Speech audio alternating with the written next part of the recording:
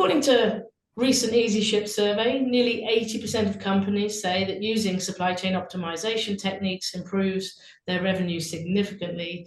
If done well, optimizing your supply chain will create a competitive advantage for your business. As we're SaaS inventory software, we're surrounded by businesses looking to optimize their supply chain, and that's what we do, and a large step in the right direction. But it doesn't stop there, and with today's technologies and pressures, there's more opportunity than ever to seek out more efficiencies. And that's what I'm hoping we'll do in the next hour or so. Find better ways to align your operations, your inventory, purchasing, and distribution. And this involves the optimal placement of inventory while minimizing operating costs such as manufacturing, transportation, distribution, fulfillment, and customer service costs. The bottom line is, if you're delivering product at lower cost with higher profit levels, you're succeeding. Easy peasy, yeah? So please welcome our experts from across our customer and partner base who are looking forward to sharing their manufacturing supply chain successes with you. In no particular order, Neil Keegan, Head of Manufacturing at Automata Technologies, a robotic lab solutions in London. I know you could put it better than that, Neil, but I've tried to really bring it down. Yeah, that's fine. Sam Walker, Systems Architect at Flow Store Systems. They do lean manufacturing, engineering, production line and warehouse bespoke solutions in Uxbridge.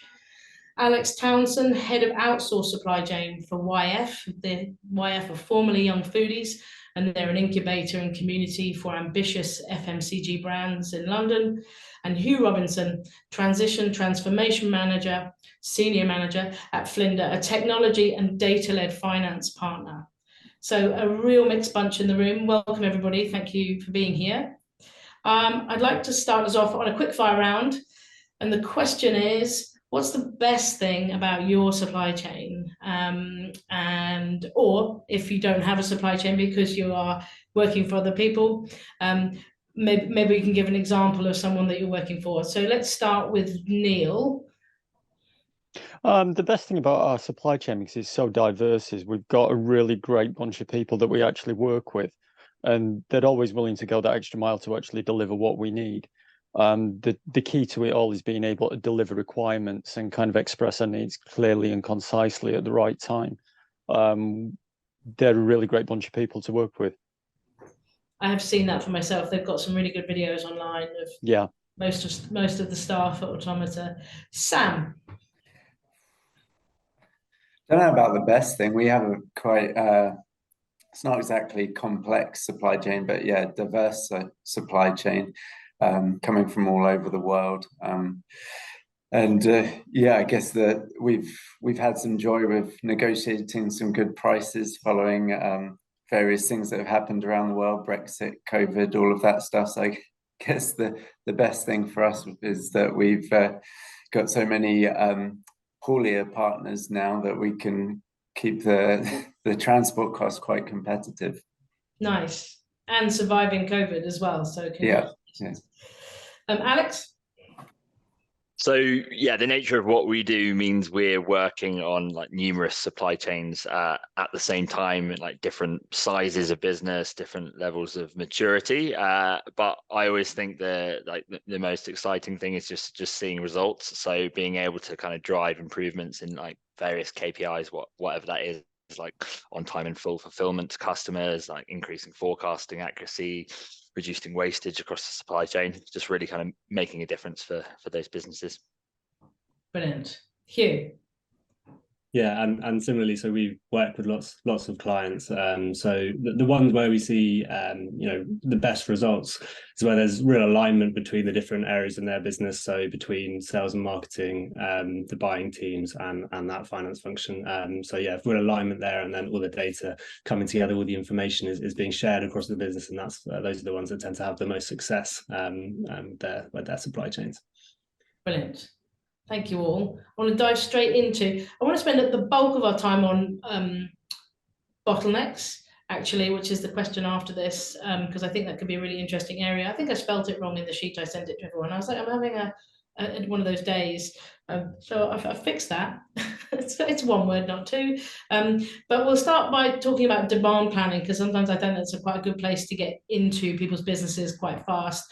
Because you have to talk about a lot of parts of the business to talk about demand planning, forecasting. So the question would be, and we don't want to spend ages here because I want to move on from it, but just give us a quick flavour of, talk me through your forecasting, demand planning, and how you ensure optimal supply chain. Where are the banana skins these days? Let's start with Neil again. Go back to the top if you're happy, Neil. Yeah, sure. I mean, the real bottlenecks that we normally have are kind of right at the very front end, where the commercial team, they sometimes don't qualify the full scope of what they're actually requiring. We have quite a complex product. That means we have to bring together the solutions we're building now. There can be 4,000 or 5,000 different individual lines that actually come together to make one solution. A reasonable amount of that can be custom according to the individual project that we're actually working on. It only takes one of those lines to actually fail for the rest of the actual chain to actually go out of time. So really being able to dig that, being able to qualify information, and then being able to control kind of lots of SKUs that are associated with very high level requests is a really, really important thing to us.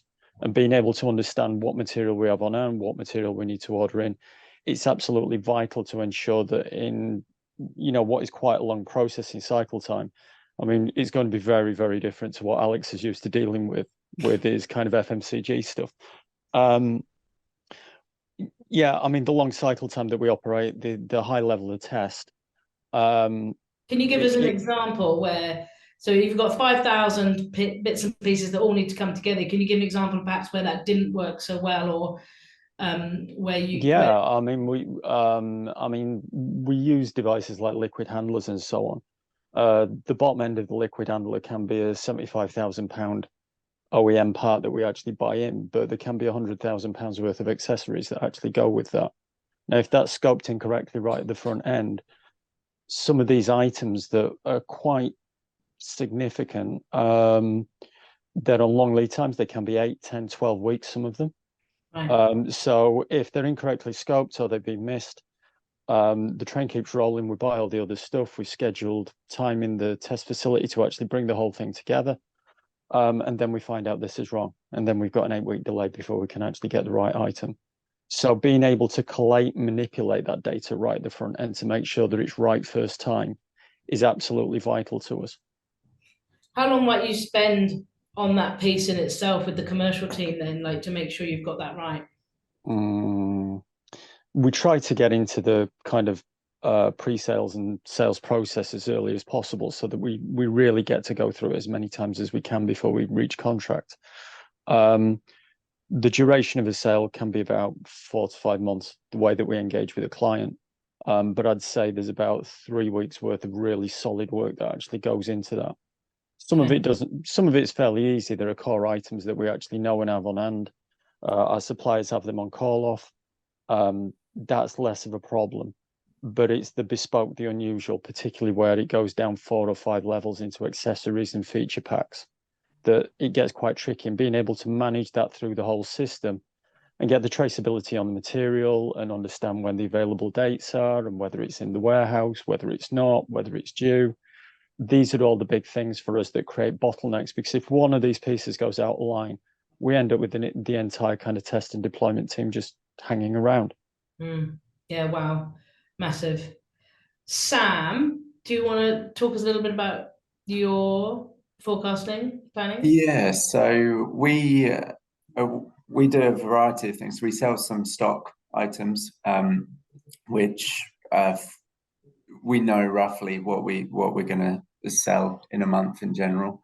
But then we also build bespoke items, and we're a relatively small company, sort of 50 employees and about 8 million turnover or something like that. So that's small, but yeah. Yeah, but we're not huge by any stretch of the imagination. But we deal with some really huge clients, and sometimes we'll find that our what would be our normal rate of demand for a month can spike to 10 times that with one big order. Most of our products are coming all the way from Korea, so they take about 3 months to get to us. So in general, we have quite a large stock holding. We're trying to reduce that down. So we're using AIM and some of the new tools in Unleash to do that. But it's always a tricky game to play, because if an order comes in that will literally wipe out a whole year's worth of a product, we have to either tell the customer that's going to take at least 3 months before we have the stock on hand, or we have to start juggling around with things. So we can ship in stuff occasionally. So we are a distributor for the Korean partner. We assemble stuff on site, these bespoke solutions that we deliver. But often we end up having to ask the partner in Germany or Spain or somewhere, can you air freight this? Can we use a different material? Sometimes we have to juggle and use stuff that we do have more on hand of. Yeah, so our forecasting has always been a nightmare, because it's honest not, about it. yeah, it's not seasonal, it's not linear really, Right. and so yeah, it's a constant headache for our purchasing manager, who's always figuring out, have we gone out of stock of this? Oh well, we've used 8 months worth of stock in the last month, so that's probably why. Yeah, so it's always a game of playing catch up. But we do, when we know there's going to be a big order on the horizon, we try and get at least a rough bill of materials for that in advance and start purchasing it in. And it's not quite like what Neil said, where if we're not dealing with £100,000 of one item, we can still use that on something else if they change their mind or something. But yeah, it's always a bit of a juggling game when you've got stuff coming 3 months on the sea to arrive here. So you sort of buffer. So you might, if you get a wind of a bigger contract, you might sort of buy a bit of buffer. Yeah. Okay, great. Really good insights. So let's go to Hugh. So do you want to give an example of perhaps a client that you're working with or have done in the last wee while? Yeah, sure. So Well, you used to be in business yourself, didn't you? You used to yeah, I was actually just reflecting on what Sam was just saying there, where they have big order come in, and then it kind of throws everything out of kilter, all your planning that you've done maybe for your build. When I was in business, an e-com business selling spices online, it was a very seasonal business, unlike yours, Sam, but no pun intended.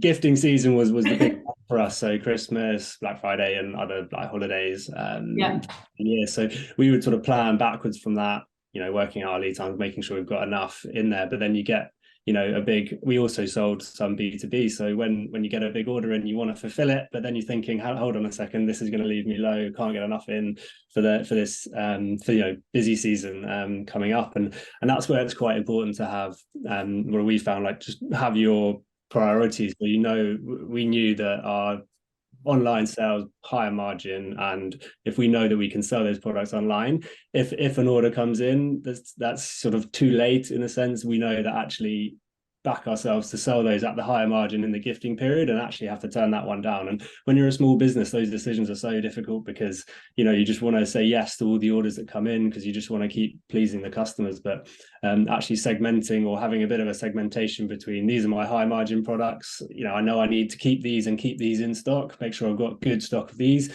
are lower margin, they're sort of at the bottom of the priority list, and just making sure that you have that hierarchy in a sense, so that you can make sure you can fulfill your most popular and your higher margin products. That's something that we sort of learned the hard way on, and then try to implement afterwards. Sounds good. It sounds good, and so different as well. You're thinking about, because you have got that seasonality to lean on. You're thinking about other things like margin. So Alex, similar story for you, or another example? Yeah, I mean, as I mentioned earlier, like the brands we could be working on at one time are very, very varied. So 1 minute we can be like trying to forecast for chocolate coated frozen bananas coming over from Ecuador, which obviously need to spend some time on the sea, and then at the same time we can be kind of planning daily for a chilled product going into all the major multiple supermarkets. And the nature of the type of brands that we work with, they tend to be new to market and looking to scale rapidly. And I mean, forecasting is the single thing probably that people struggle with the most in our industry in particular. I think just not having that access to data or any sales history to fall back on. So a lot of brands find it difficult to really know where to start. So kind of at that point, you've got to be really leaning into your customers and getting as much information from them as possible. But also, yeah, trying to find like as many similar products as possible to gain some kind of insight from them. Look at your listing base, look at how many store numbers you have, and try to make the best go of it you can. But the thing with forecasting is it's always going to hopefully get better over time. So you've just got to give it that time and build up that sales history and just start off as best as you can. And I suppose that's where you come in a way, isn't it? You know, like you've got these massive aspirations as a founder of a new product in the FMCG space, and you've got an absolutely blank slate in front of you where you as a business, YF, can probably have a look at a similar product that's done similar things recently and make a best guess, and they lean on you in that way. Yeah, absolutely. Yeah, we kind of draw from our experience of working with many different brands over the past 6 years, and yeah, we haven't seen everything, but we've seen a lot of things now, so we can share that insight with the founders we're working with. Brilliant. Thank you, everyone. That's really insightful. It gives everyone a really lovely flavour of the kind of businesses that sit behind your voices and your faces. So let's move on to talk about production bottlenecks. I mean, obviously we're here talking about manufacturing supply chain particularly, and that's why I've got you guys in the room. Efficiency, speedier supply chains tend to be more cost effective. You all specialise in optimising other businesses, other people's supply chains, which is one of the reasons why I invited you all. But you know, like, we're not only talking about our own supply chain, but obviously a lot of us, I think all of us, are there to optimize other people's supply chains. So it'd be really good to spend a bit of time on this. How do you uncover bottlenecks and smooth out delays? Let's go to Sam on this one.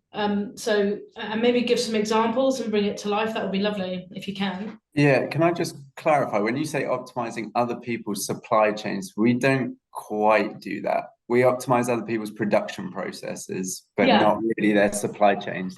Sorry, I see supply chain as everything from the sales order through to the supplier. So I see production as the sort of central piece of the supply chain. If your production is slow, then your supply chain is slower. And do you agree with that, or am I talking rubbish? Yeah, no, that's fine. Yeah, if you see it like that, supply. I don't really talk about supply chain much as like sort of head of IT and stuff. So I'm trying to think about whether I'm in the wrong call or whatever. No, it's literally, it's such a global, like it's literally everything. All the way through to fulfillment. Yeah. Yeah. Sorry. Okay. Yeah. So bottlenecks on that. Yeah, so I guess internally, big bottleneck is like I said earlier, we bring stuff in from Korea. Sometimes can be a bottleneck if we happen to have a spike in rate of demand, but particularly we often have to bring in sort of non-stocked parts. So we always have this thing. We build a lot of our money comes from bespoke solutions. So someone wants to build a new car. We build them a specific thing to handle that door or that plane wing, or if it's, e-commerce or whatever, we will build a rack that holds all of your trainers here so you can put them in a box and tag them and whatever quickly. In order to do that, we often have to bring in non-stock parts for that. And we've noticed that some suppliers are great. They're always on time. They're always fulfilling what we want when we want, and other items, particularly certain items, it seems. So if you want a dunnage bag, which is basically just a fabric pigeonhole system. They're a law unto themselves. Sometimes they deliver it on time as you expect. Other times it's 3 weeks late and it's wrong. And particularly with those sorts of items that need to be assembled in a specific order, it can cause all sorts of headaches for us, because we're having to go back to the customer and say, oh, your order is going to be 2 weeks late, 3 weeks late, a month late. They're complaining at us and we're like, well, this is totally out of our hands. We've got to wait for this to come in, then we can assemble your product. So that's a big issue for us. So we've actually done a big project last year reviewing all of this, because for us, being in the manufacturing sector, tend to be, maybe this is too broad a brushstroke, but tend to be a bit tech adverse. So we don't often have the data at our fingertips of what's really happening with our supply chain. So we've done a big project over last year of really reviewing all of our suppliers, how they're performing, and some of them were literally at 40% error rate. And some of them were then also about 40 to 60% being delayed. So we're at that stage now. Have you got the flexibility to move suppliers? I mean, that's amazing data to have. Can you then act on that if you've got that flexibility? Yeah, so we've thankfully got other suppliers we can go to, and put pressure on our people that are not performing very well. So we've made some really good progress with that in the last year. We've dropped some suppliers, moved to some other suppliers, and I think we're slowly getting there. We're having less delays. We've also managed to make some improvements out in the warehouse as well in terms of how we're operating. And so yeah, things are on the up. Do you want to talk about the improvements in the warehouse quickly? Yeah, so we well, some of it involves employees. So got rid of some people that were also causing us bottlenecks. I thought we might get onto this. Yeah, go. Yeah, so we found some people were spending a lot of time talking and causing problems over actually delivering what we needed. So we've just, I guess, really been data led on a lot of things. We've actually started to really be able to capture errors we've been making in wherever it is across the business. And some certain employees consistently had errors, consistently were facing disciplinaries or talking to, slap on the wrist, whatever. And so we've actually found just actually removing certain people has actually increased our productivity. Yeah, that's fun. Interesting. Neil. I mean, some of the points that Sam hit on there are ones that I actually recognise. The ability to take a data-led approach to understanding your own internal operations is absolutely vital. You know, seeing where the latency is in your systems, where things get held, where things don't get booked immediately, where things don't move. That's absolutely vital in kind of being able to improve efficiencies, smooth controls. But I mean, one of the other things as well is understanding kind of when materials are actually due to ship in advance of arrival. A lot of the products that we actually buy have been very affected by the semiconductor problems that everyone's read about over the last couple of years. And whilst the situation's getting better for the large players, there are an awful lot of components that are legacy that are still built into devices that we actually buy. And the manufacturers are either phasing them out, or they're becoming increasingly scarce, or they're just a bit niche and they haven't really been fully fulfilled yet. And this drags the entire supply chain. So as manufacturers are moving delivery dates, it's really important that we can see as soon as we actually know across the business what's actually changed and what that actually impacts on in terms of our production builds. So that whole thing of being able to see how one element goes into another sub that then affects the final assembly, and being able to see the schedule dates for the completion of those is absolutely important. So, you know, as Sam said, it is all about the data, being able to kind of like understand where these problems are and begin to actually work them, you know, and that can be facing kind of, you know, your internal teams or it's your external suppliers. Sometimes you can do workarounds. In the past, we've specified alternatives to items that were going to be on longer lead times. Sometimes it's a case of, just looking at your internal processes, walking them and finding ways to actually take some of the kind of latency out of it. Slightly different one as well is by looking at kind of OTIF and availability on certain components, it's given us the opportunity to go back to engineering and actually challenge their kind of part selections in the first place. Yeah. And so like say, well, can we do this a different way? This is difficult to work with. This is causing problems for the whole business. And again, that is a different way of actually approaching the same thing. If you can't go through it, go around it. Yeah. And it means that we can become, rather than just something that moves material through the business, we actually engage with the broader business and drive the quality of the product forward and the kind of impact of the business forward by being intelligent with the information that we have to hand. Very nice. Can you give just you covered quite a lot then. Can you give an example? You said I think something that other businesses might be able to latch onto is you sort of talked about identifying internal processes that could be better. Is there an example there? Yeah, I mean, okay, really good one. We have our site where we actually do our final assembly testing, where we bring the entire thing together, all the pieces, and we do end-to-end tests before it actually deploys to customer. We discovered that certain components were actually being delivered there that had been requested fairly late on into the build, and they were being delivered direct.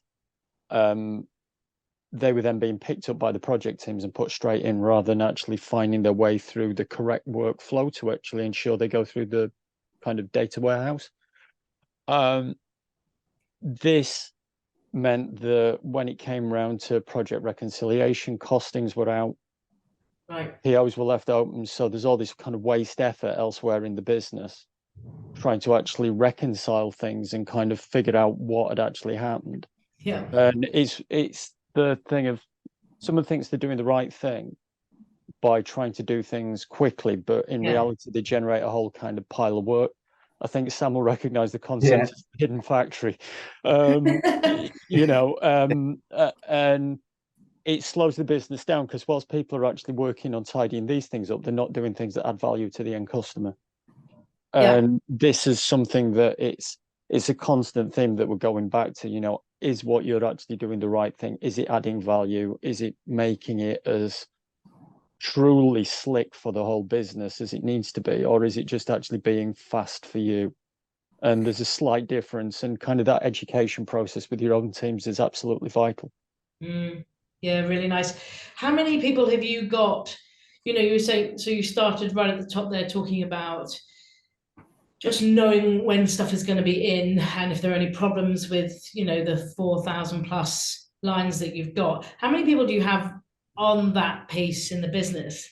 Okay, we run a very small team, so it's important that we automate everything as much as possible, and things like APIs, which allow us to integrate with other data entry tools, kind of to push information into kind of our ERP system, is really important to us, so that everything's as low touch and low friction as possible. We have 3 people that work in the core of our supply chain. We then have one other person that's directly responsible for our stores, but 4 people from our engineering teams that support that group. So it kind of can flex and grow according to what's actually happening. If we've got a lot of kitting, we can bring people in from other teams. If it's going to be a quiet period because all of the stuff's being issued to project, then it's really down to kind of the guy that's centrally responsible for stores. All of these things tend to be kind of quite small, quite distinct items. Most of these, thousands of pieces that I'm talking about tend to be about that kind of size. Right. But when we actually finish one of our integrations, it's about 15 meters long. Yeah. And so kind of the whole thing over tracing material into that is a big piece for us. I've got, this is really, really rudimentary, but when you get a Lego set with your kid and you're building it together and you get to like bag 5 and you can't find one of the pieces. I imagine it's just like that, Neil. Very, very much, but on a much bigger scale. Can I ask, you talked about like automated API and low touch then. Have you got anything in your supply chain or in that end of things that is Internet of Things, blockchain, AI working for you in that respect? We're not really getting into the AI space at the moment, mainly because our customer base, they're scientists, and scientists are all about proof, and they don't like to take risks with their own reputation or how they actually generate proof. So we innately have kind of a degree of automation resistance. They've spent their entire career actually doing things by hand, and it's theirs. If anyone's made a mistake, it's their mistake to own. Yeah. Suddenly handing this over to a machine that's doing it 10 times faster, it's a big emotional step, and trying to get them to put the emotional capital into making that transition, it takes time, which is why we have such a deep level of sales engagement to actually show them that there are benefits. I mean, I can talk at length about kind of the way that our systems in terms of repeatability are more accurate than humans. On large data sets, this means that scientists can actually get to solutions more effectively, more quickly. Yeah. But to do that, they've got to buy into the thing and they've got to trust it. So high levels of kind of automation on that side of the business, It's too much. It's a bit too much, a bit too quick. Yeah. But on kind of the materials handling side of things, we try to make it as slick and simple as possible. With most of our vendors, we run web portals that pull directly from our ERP, so they can actually see what their demand forecast is. Generally, when we kind of go to meetings and so on, they can see in advance what our business is looking for kind of 2, 3, 4 months and what they're expecting. Again, internally, we use tools to actually kind of batch order entry, so that rather than having to do kind of like 7 or 8 or 10 different orders, each with 40 lines, there's one sheet that we can actually build, and then at the end of the day, that's pushed to the system, and then like the 10 orders get spat out and then emailed automatically. So Yeah. we look at things like that to actually try and simplify the process. Yeah. Ironically, well, not ironically, you're, you know, automating things that where you add no value. Do you know what I mean? It's you're talking to your client about that, where they can, let's free them up to add value where they can add value, and take the rudimentary tasks away from them, rather like you're doing at your back end there with your ordering. Same thing. Brilliant. It's very much that kind of lean principle thing of like, you know, where are you actually adding value? We've got a small supply chain team. Having one person actually doing manual order entry isn't actually adding value. Having them talk to clients about problems, deliveries, times, that adds value to the end solution. Yeah, awesome. Alex Hugh. Hello, Alex. Hi. Let's go and flip our FMCG hat head on. So we're talking about bottlenecks, and how do you find them? Yeah, so for me, I mean, the majority of brands we work with will work with a third-party manufacturer. They'll outsource it. It's not to say that we haven't worked with brands that manufacture in-house, but most common is to outsource it. But I think it's really what Sam and Neil touched upon. It's a combination of analysis and observation. So I think we really need to lean on the data that we have. I think one of the most common bottlenecks in our industry at the moment is lead times, trying to marry all the different raw materials and components together from wherever they're coming from in time for a production, or in time to get the products there ahead of the production, so that's not delayed. So with the data, we're really looking at kind of historic lead times, where are things changing, spotting that ahead of time, and then we can really kind of lean in and try and tackle that with with the different suppliers. And then in terms of observation, we like to get out and visit our manufacturers very regularly, literally walking the supply chain, walking the factory floor, seeing all the different processes happen, but also speaking to the staff who are actually performing the processes, because they're probably going to give you the most honest feedback. They're going to tell you what they find annoying about manufacturing your product, or where things aren't efficient, and really, once you've got all of that information, it allows you to make the necessary changes, or to do what you can to prevent the bottlenecks. Thank you, Hugh. And you're on mute, but you haven't spoken yet. But I knew you were going to know that. You Flinders are very famous, for want of a better word, for sort of e-commerce end of things. And have you got any insights into that end of the supply chain bottlenecks and improving things there, or did you have something else entirely that you wanted to say? Sorry. No, so yeah, as you said, we come at it from the finance angle, really, but it's about what we try and encourage our clients. I mean, we work with a host of clients. Some of them are managing their stock on Excel spreadsheets, some of them just in their head, and some of them, with more advanced systems, inventory management systems. So we're echoing what everyone's really said, really, is it's all about the data and trying to get that data and aligning it across the business and harnessing what you've got, because if you're selling on Shopify, for example, there's so much data in there that you can be using to give you insights, and that's really where we come in and try and bridge the gap between that finance side and operational side, and that's really powerful when you bring those two things together. It can give you real insights into sort of where money's going, where money needs to be saved, where you can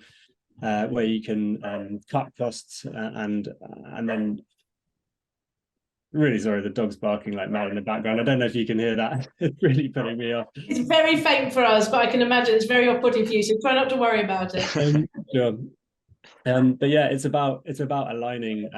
What we try and encourage clients to do as much as possible is aligning different areas of the business and using finance, because we're coming at it from the finance side, as a business partner with other areas of the business. So bringing in the operational side, and where we see the biggest improvements in our clients is where they harness the data and implement systems which can automate it all. Because as we sort of discussed, forecasting yourself on spreadsheets, there's so many inputs, so many things that can change.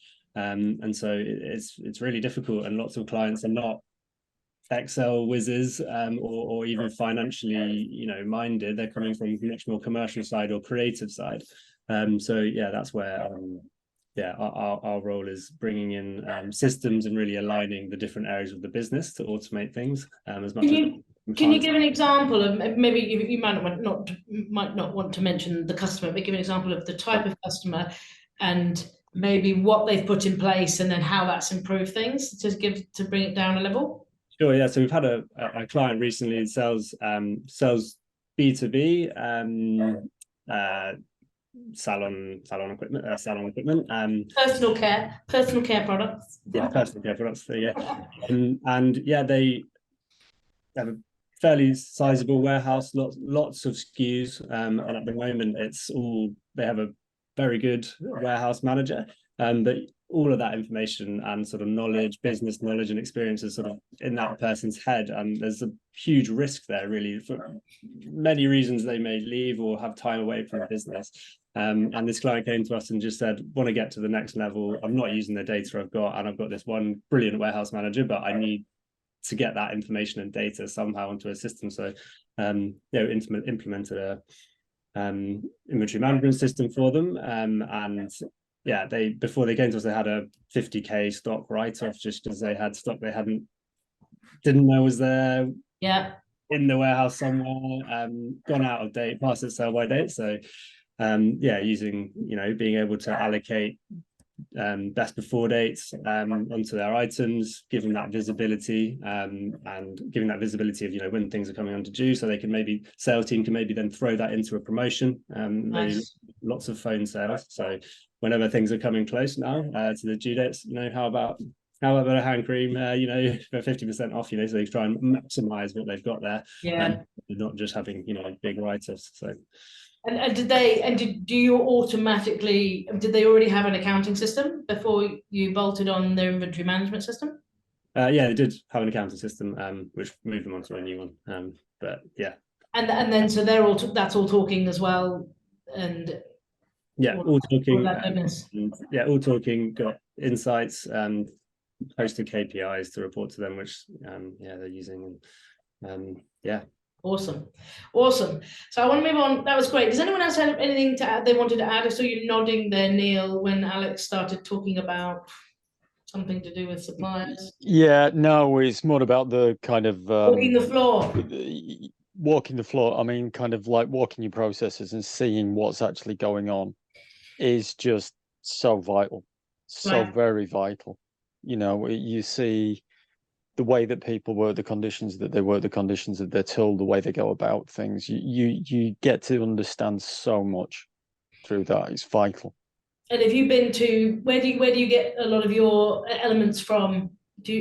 A lot of our elements at the moment are sourced from kind of UK and Europe. We've gone through a process of kind of nearshoring, but the first generation product was kind of the first generation product was offshore in China, the kind of Eva robot.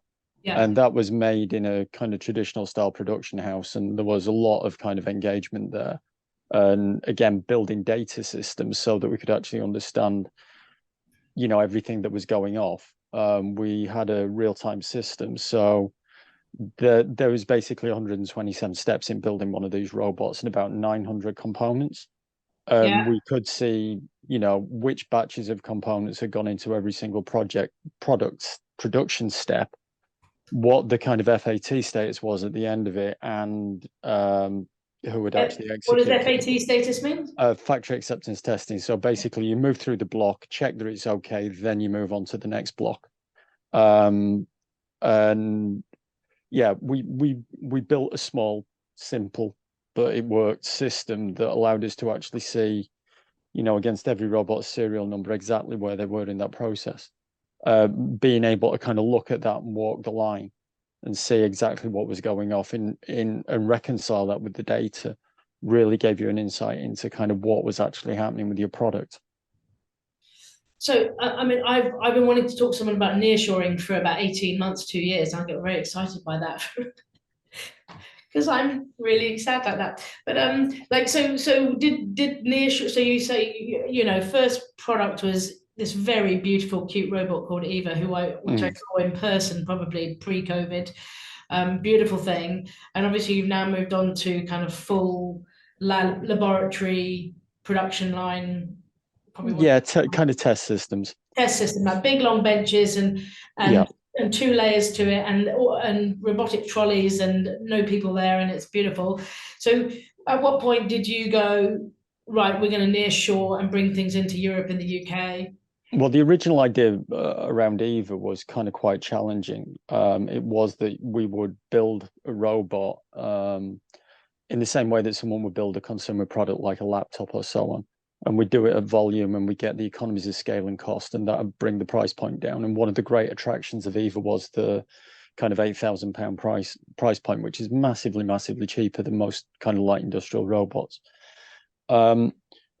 We successfully offshored, and we built a number of thousands of them out in Asia, and that worked really, really well for us.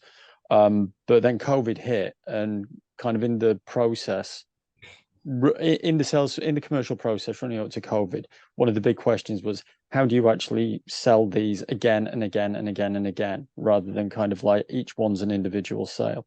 How do you get people to come back for more?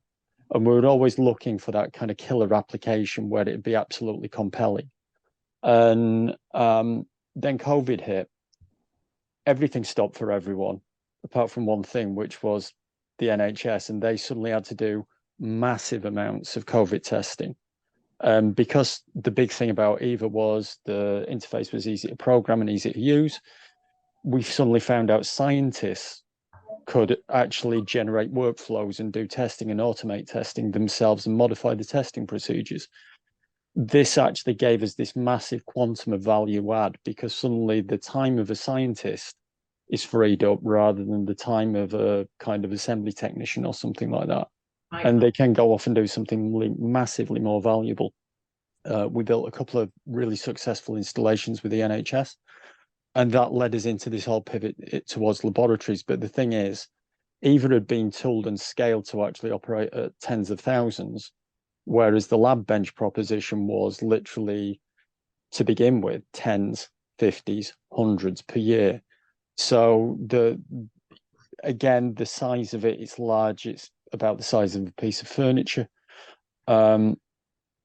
Offshoring, kind of long freight, it doesn't really work in any single way. And we'd also got the desire to kind of iterate on this to improve the engineering and improve the design quickly. And that kind of, it's a different form of seasonality, the way you get this turnover in the technology. The desire to actually do that and the size and kind of the whole problems over volume meant it really wasn't suitable for kind of offshore manufacture. And again, we really needed to actually see it and understand it and see how it's going together. So, building in the UK was kind of a must-have. That way our engineers can get out easily and see what's going on with the product. But also we're able to kind of be in control, work with manufacturers that are more accepting of doing 20s, 50s, 100s, rather than this desire for, big hard tools and 10,000 units. So essentially, nearshoring for you was a massive optimization of your supply chain in a way. Yeah, it's a big strategic decision, and it's kind of recognizing a fundamental difference in the way that the requirements of the product. It was a big pivot for the business, but that meant that we got to implement a completely different manufacturing model. Yeah, interesting. Does anyone else see that going on with maybe third-party manufacturers? Alex or Hugh, have you got any experiences, or Sam, of that fundamental, well, I suppose through third-party manufacturers sort of changing things, bringing things nearer? In fact, it's fine. No worries. So I've actually got the next sections on suppliers. Let me quickly skim read it, because we may have covered some of that. We've talked about, do you outsource? We've done a little bit on that. We've talked, how do your suppliers help create efficiencies in your supply chain? Then we could go into a bit more on that. So let's talk about that. So Alex, do the suppliers that you're engaging for your clients, do they help create efficiencies, and in what way? And do you negotiate costs regularly? And also supplier selection and that kind of thing, in terms of optimizing supply chain? Sure. So yeah, by working with a third-party manufacturer, we find that it can bring a lot of efficiencies for the brands that we work with. Probably most notably with like raw materials. If the manufacturer can operate on a turnkey basis, where the brand is just buying a finished good from the manufacturer, then the fact that they don't need to then go and source and procure all the raw materials themselves makes things so much easier for them. They don't obviously have the resource which is needed to plan for those. They don't have to hold inventory, and then they also don't have the risk of ordering all the stock as well. So some great efficiencies there if that can happen. And then also in terms of economies of scale, if you're working with a third-party manufacturer, they're likely going to be using ingredients that they're using for their own manufacturing or manufacturing they're doing for another brand, and they're likely being probably going to be buying those materials on a greater scale and able to get a much better price than the brand would be able to on their own. So that there's efficiency there, and also in processes and experience as well. Manufacturers tend to be they've been doing it for years, and some brands that might be new to it don't have those kind of experience and quality. So there can be some absolutely great things from working with third parties. And what about from a cost point of view? Like, so do you encourage your clients to regularly go back to supplier and challenge on cost and that kind of thing, or is that something that you shy away from because you're just trying to get things off the ground and get them started and making sure they're meeting the quotas required in the big supermarkets? Yeah, no, I mean, we're always encouraging everyone to negotiate as much as possible, particularly over the past couple of years where inflationary pressures have been great. And obviously with brands that are looking to scale and that are smaller, that kind of have such a big impact. So it's really important, but we're also advising brands to kind of get security on their costs as well. So wherever possible, like get an agreement in place and fix costs and give yourself that security. And then in that agreement, probably stipulate like that the cost is going to be reviewed at a certain point of the year. And then it just adds that bit of security. And then when it comes to that point, then definitely try and negotiate it downwards. Make sure that like make sure that the opportunity for cost isn't to only go upwards. You should be able to benefit if there are also some efficiencies gained and costs can go down too. So yeah, always looking for a better price. And know your margins. Brilliant. Hugh, you were nodding then when you were talking about agreements and that kind of thing. Yeah, no, I think just from experience when I was working in the ecom business, if you don't ask, you don't get, and it's especially when you're quite bootstrapped at the start. There's often room for negotiation, and just as we were just talking about, as over the last couple of years, prices just seem to be going up and up. So yeah, if you can lock in a price for a certain period of time, then that can be really helpful and save you cash. And so yeah, it just struck a chord from the experience I had before. So I just realised, Sam, you gave us a whole load on suppliers earlier as well, and doing that great piece of work that has enabled you to improve things there. So we'll skip past that because I think, unless anybody wants to jump in, I think we've covered quite a lot on that. There's a bit on inventory placement. We may or may not be able to help me with this, but I struck upon this week. So this idea that of physically, where do you put your product in that sort of once you've produced it, I suppose. Markets growing, channels are proliferating. How do you respond to that? The question of inventory placement within supply chain. Where's the best place for your inventory, and how do you work this out? Maybe this is for Alex or maybe Sam. Like we've talked in detail about Neil's requirements, but yeah. So is that a good question for you, Alex? This idea about where do you put the stuff? Where's it best, and how do you know where best to put stuff? Yeah, absolutely. I mean, so ultimately, inventory is best where it's most likely to get to the customer at the right time in the quickest time possible. As we know nowadays, customers want everything as quickly as possible, and lead times are getting shorter. So you have to be able to react to that. Type of brands that we work with will tend to have one main 3PL, third party logistics partner, where they will store the bulk of their stock. You would hope that partner could service B2B customers as well as D2C, but different warehouses have different specialities. So it might be that you also need to have a fulfillment center which will do your e-commerce. So it's making sure that is stocked, but at the same time, retailers have consolidation centers where you can keep those replenished, and then they can be responsible for fulfilling the orders from there, which can work out quite economical, and also a way of ensuring depot delivery is quick and seamless.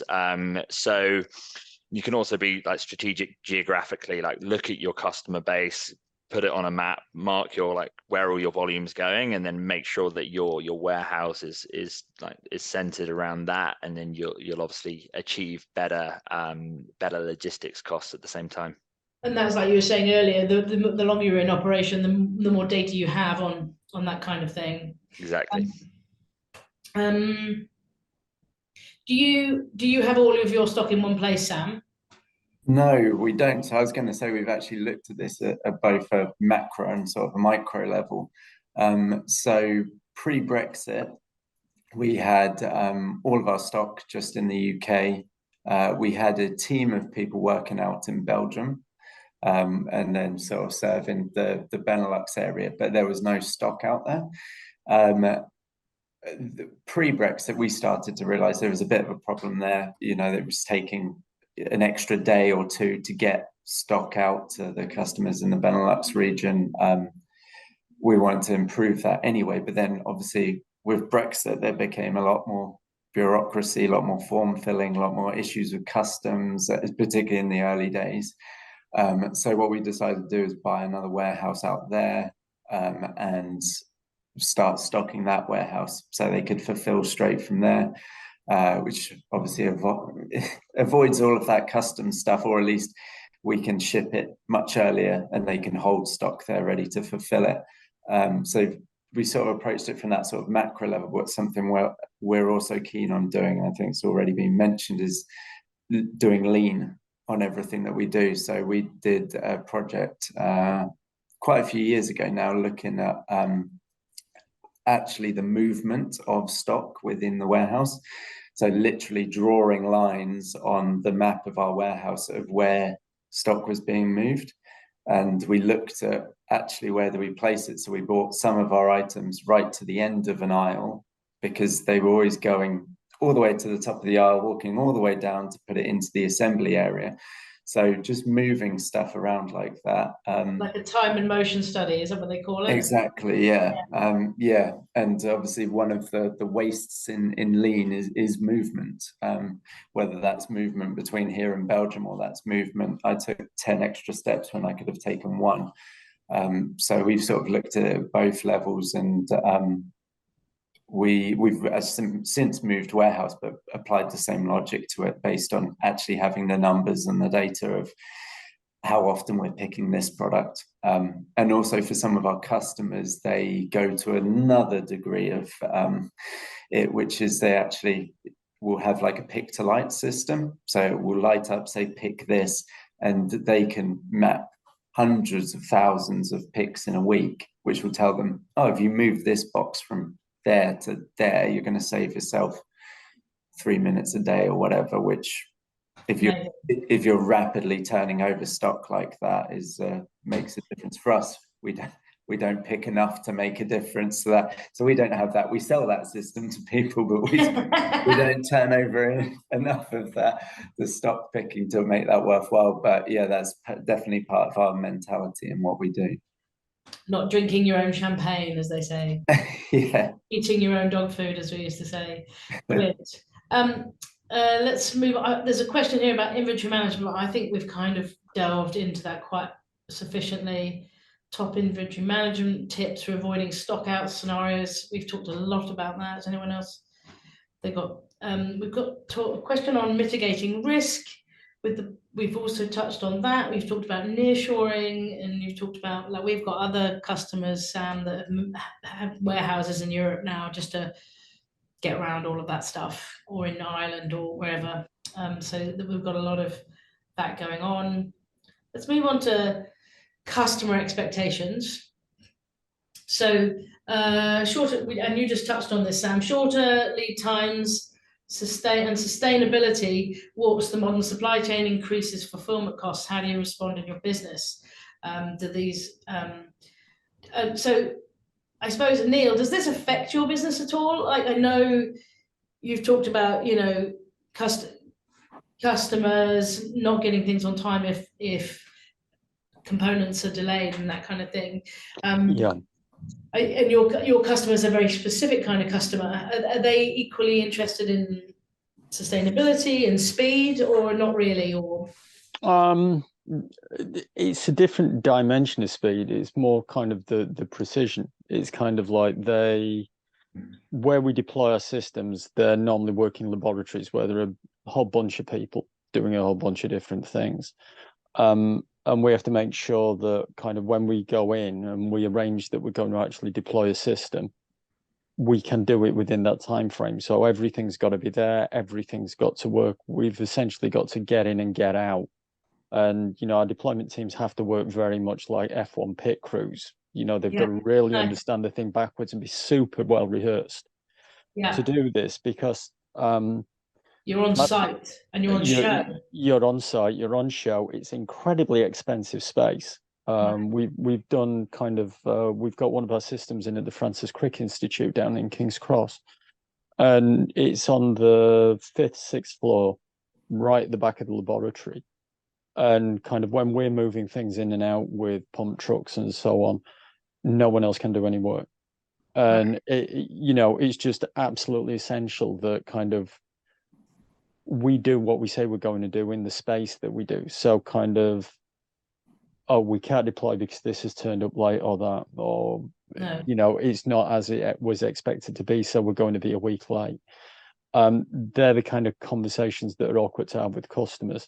So is that thing about, right material, right place, right time? That's all about control, and what is it? There used to be an old advert years ago. Without control, speed's nothing. It's like, just means that you crash the car more quickly. You need the control. You need to actually understand where you are. And that's absolutely vital. And to a certain extent, that also plays into the data piece that Sam mentioned earlier on. That's all about control. It's not just about going faster. It's about being able to achieve speed by knowing precisely exactly where you are and exactly what you're doing. Very nice. Very nice. Hugh, so just talking about customer expectations and meeting them, have you got any good examples that you can bring to the table?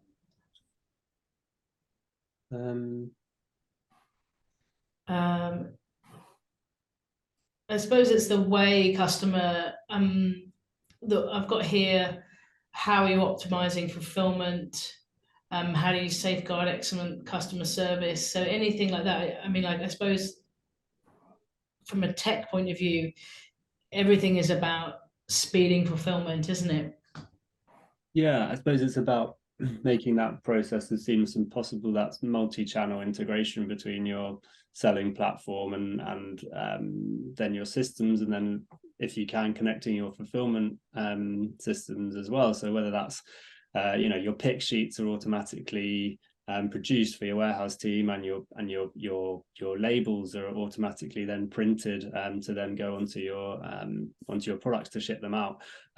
Sort of connecting all those elements, so from the point of the sale all the way through to the point where it's picked up the shelf and packaged into the parcel can really smooth that process, and can mean that inherently you get better customer satisfaction, because you can hit those postage days that you advertise on your website, whether that's 3 days or next day or whatever it is.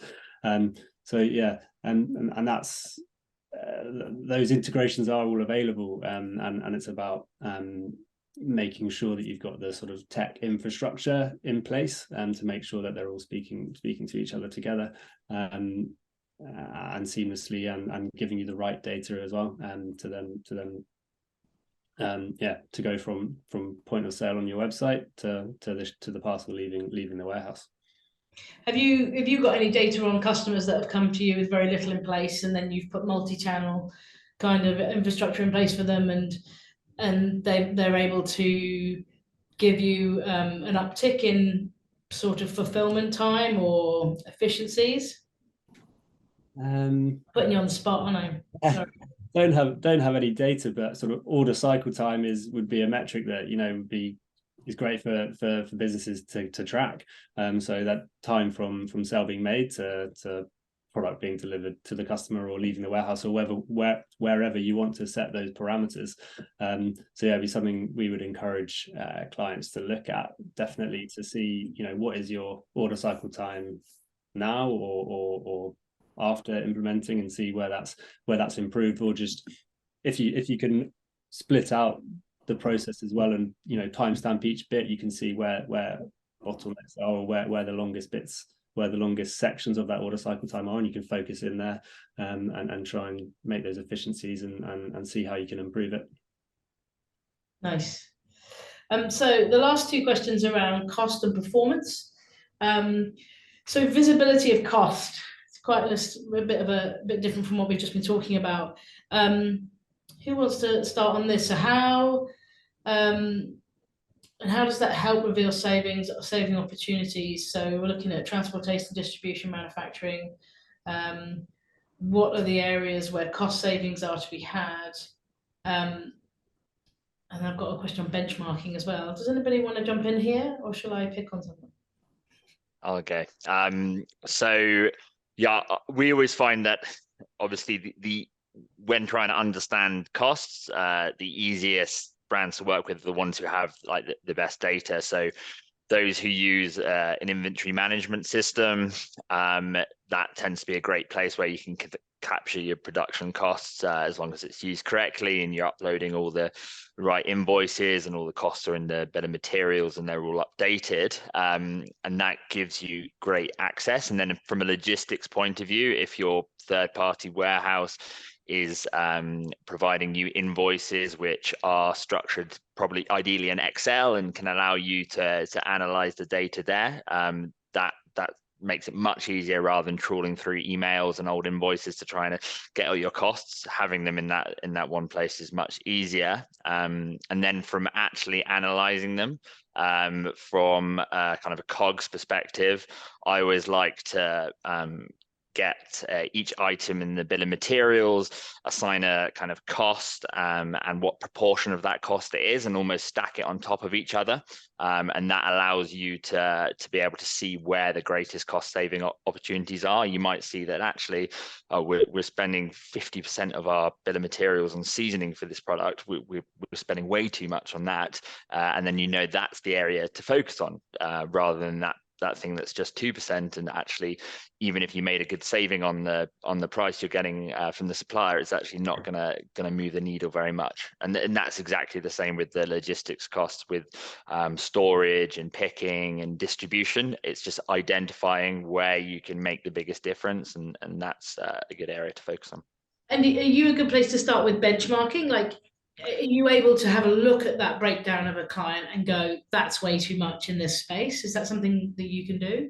Yeah, one of my kind of favorite geeky exercises to do is just to take a brand's like warehouse rate card and their invoice and then basically apply that to another warehouse's rate card. So if they were to do all the shipments that they made in the last month, store all the pallets, do all the same picks, what would the cost be at this warehouse compared to this warehouse? Because sometimes when you're trying to compare a rate card side to side, it can be really difficult because they're costing different things. But by doing that, you can kind of see where the savings can be made. I love it. Anyone else got any good top geeky tips for cost visibility and analysis? Sam? I think we did again, like with COVID and Brexit, we've been pretty good over the years of actually keeping logs of data. Even though I said we've been a bit backwards in terms of the IT systems, we have actually been pretty good at keeping static Excels. What we've done in the last few years is actually start combining that, put it into systems and stuff so we can actually analyze it really, rather than going, like Alex was saying, you got a bit of information here in an email or a spreadsheet that's not linked to anything and then compiling all that. We've started to do that recently. And we noticed with our containers from Korea that people just through COVID and when there was that, what was that big lorry that blocked the Suez Canal. With all of those things, the freight companies just decided to jack up the prices. There was like COVID was a reason to print money for them, even though their costs hadn't really changed a huge amount. So we did an exercise looking at how each person that we used to basically ship stuff from Korea had ramped up, then started asking around with some new startups, how much would it be? We've actually managed to slash the cost by, I think it's about 8 times. Wow. From the people that were good pre-COVID, that were reliable, that were, good price, because we were relatively regularly reviewing those costs, because we pay per container, not a contract or anything like that.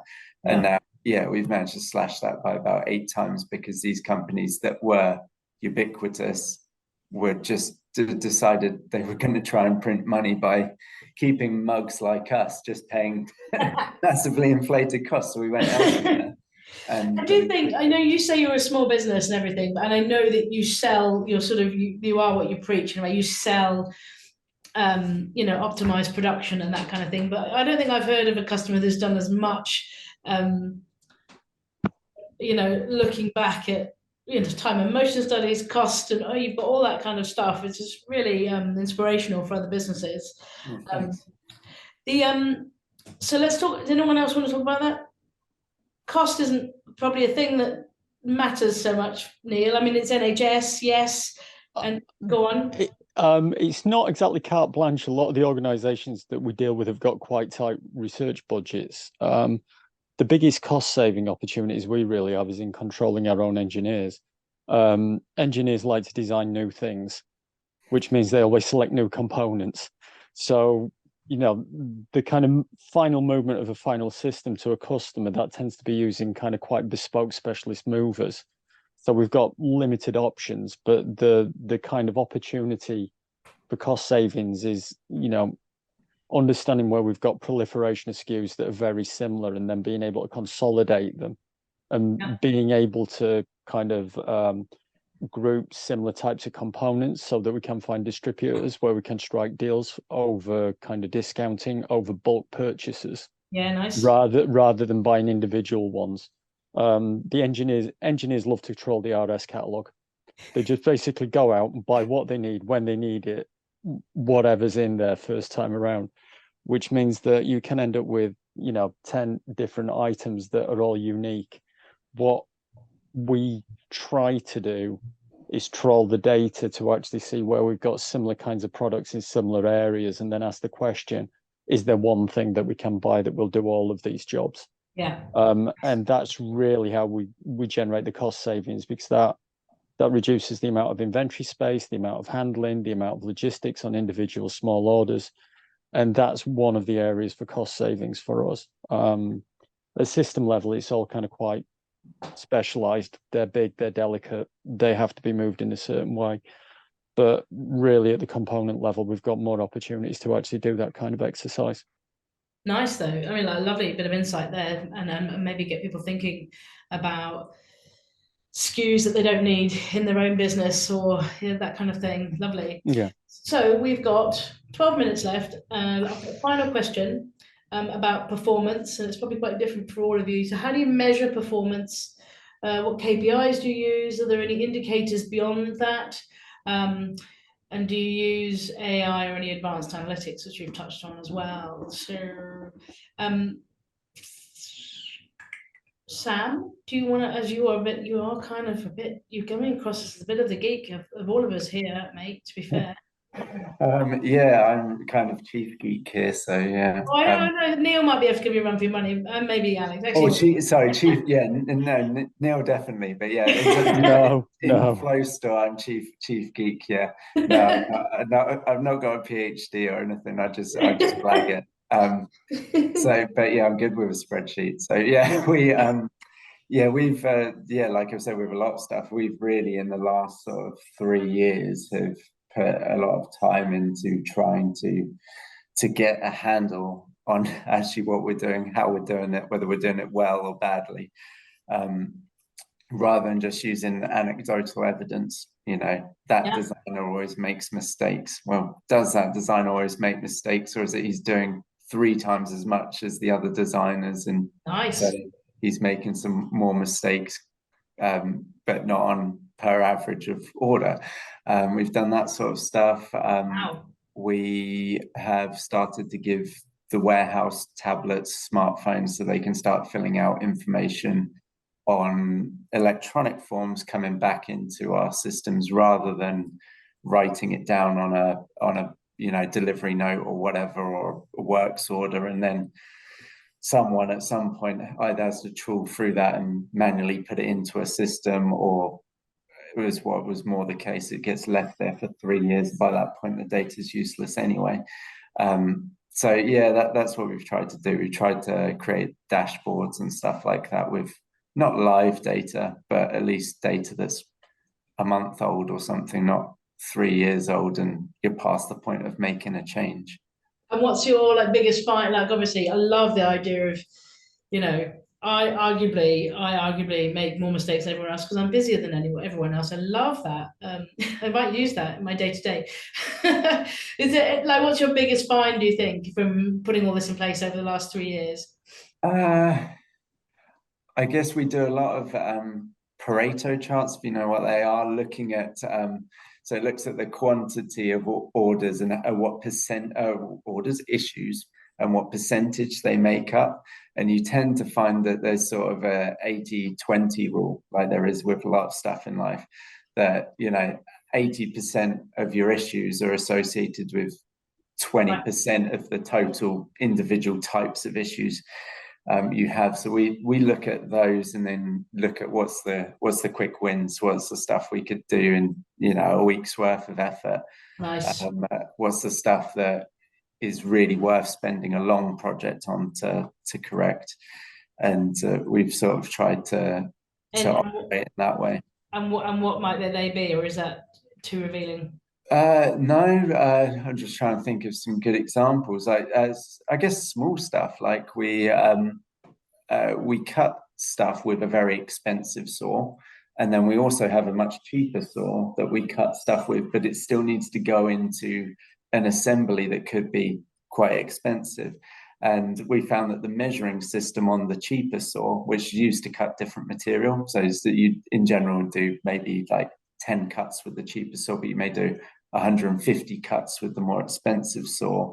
The more expensive saw is all automated, whereas the other one relies on someone going there, measuring it, cutting it.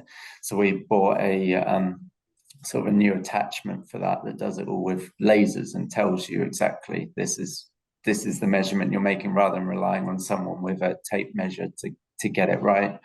And then that just reduces, someone going to assemble it later and going, oh, this is a few mils short, and Brilliant. then you can scrap it all. So yeah, that sort of stuff.